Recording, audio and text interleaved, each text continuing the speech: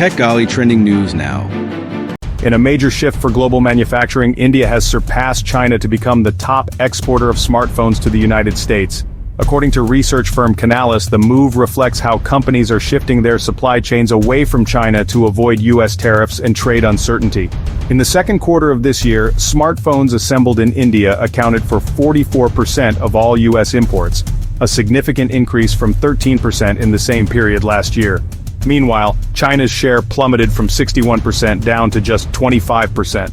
Even Vietnam is now exporting more smartphones to the U.S. than China. The main driver of this change is Apple.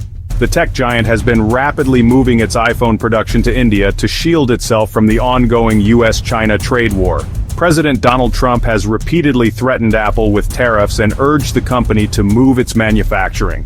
While other companies such as Samsung and Motorola are also shifting to India, Apple's move is by far the largest and fastest. This shift focuses on the last-mile assembly of the phones.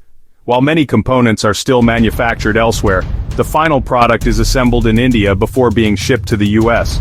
However, Apple still relies heavily on China's more mature manufacturing infrastructure for its high-end models, like the iPhone 16 Pro. The full transition will likely take several more years.